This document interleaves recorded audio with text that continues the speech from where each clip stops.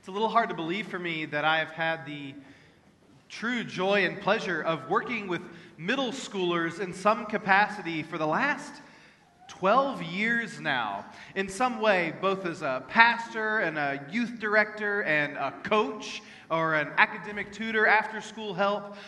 It is one of my favorite age groups to work with. But if there's one thing I've learned from a decade plus of working with middle schoolers, it's something called behavior management. At camp, we used to call this digging into our bag of tricks. So if you experienced a certain negative behavior, you just pull out something from your bag of tricks to deal with it. And at this point, I'd say my bag of tricks has gotten pretty deep. For example, when a student or a group is talking over me, my initial instinct would be to yell louder and talk over them. But if I reach into my bag of tricks, I have a different tactic. I practice patience. Because I realize that if I yell over people, the room doesn't get any quieter. It all just gets louder. So now, instead of raising my voice, I practice patience and I get quieter.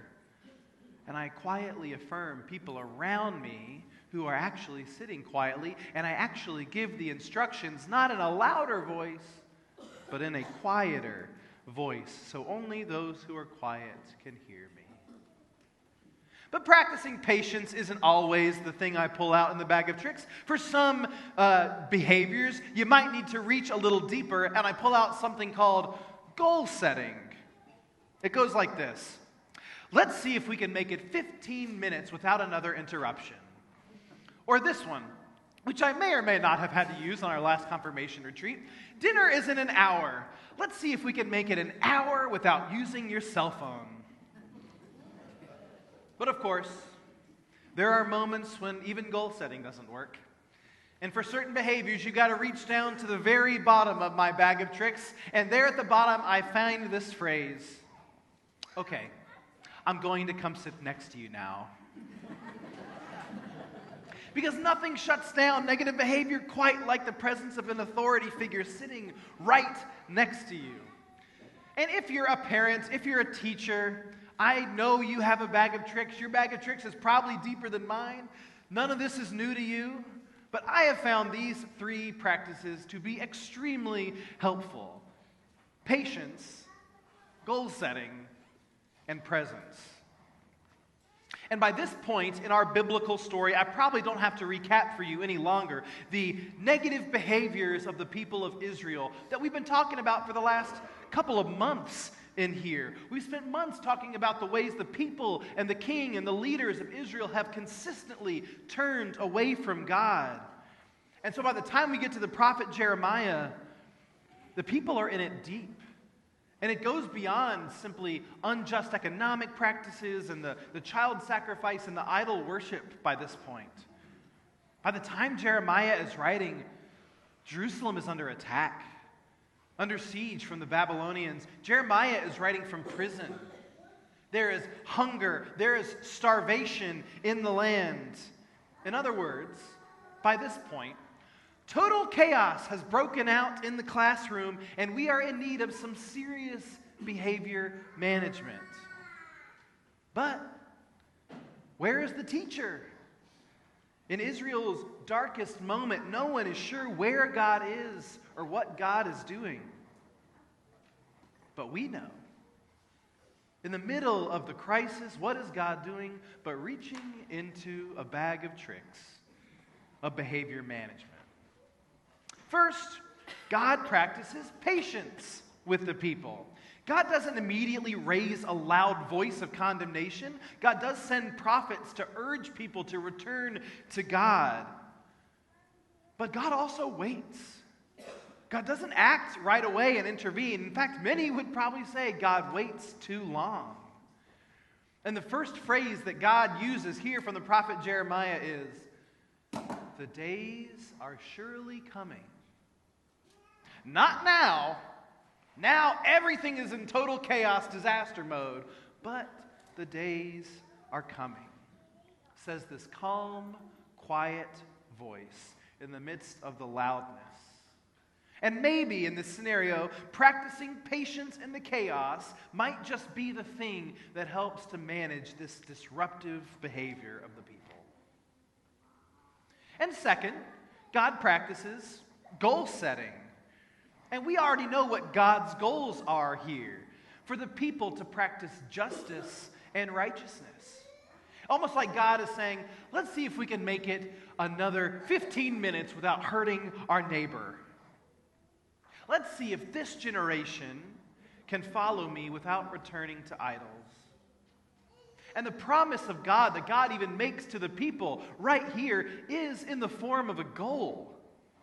Let's work together to create safety in Jerusalem and justice in Israel and Judah. But of course, once you practice patience, once you practice goal setting, God reaches down and pulls out probably the best in the bag of tricks. And God finally says to the people, okay, I'm going to come sit next to you now. I'm going to raise up a righteous leader from the line of David that will embody justice and righteousness. And for us, during this Advent season, where we await Jesus coming into the world, that's just God's way of saying, I'm going to come sit next to you now. And like a loving teacher, it is both a threat and a promise. Because whenever the teacher comes to sit next to you, you know you've done something wrong. But you also know that that teacher is not going to leave you alone. And as we await Jesus coming into the world, these words bring us both hope and just a little pause for what's to come. And as we dig a little deeper into this divine bag of tricks to curb some negative behaviors, the best thing about it during this Advent season is these aren't just things for God. They're tricks that you and I can practice ourselves, because the season of Advent isn't just about going on as with life as usual. It's a chance to reach into our own bag of tricks, to manage our own disturbing behaviors in the world, to curb our own worst inclinations, and turn again to God. And so, when we observe the worst in ourselves about to come out, which I'm sure never happens, we can reach into this divine bag of tricks and pull out some patience. Like Pastor Sarah said last week, if someone says something with which we disagree, we don't need to jump straight into defensiveness mode and attack mode. We can practice kindness and love. Or maybe it's a reminder that we don't have to rush so headfirst into all the chaos of Christmas and the anxiety and the preparations. We can practice patience by waiting. Or maybe during the season, we don't have to yell our way into a new way of being and force things into existence that have to happen now. We can soften our voice. We can wait. We can slow life down. Advent it calls us to be patient with ourselves, be patient with our families, be patient with our coworkers, be patient with people we barely know, and for our life to slow down for just a beat. So, we're going to practice patience right now. We're going to sit in silence, or as much silence as is reasonably expected in a room this size, for 1 minute. Ready? Let me pull up my stopwatch. Go.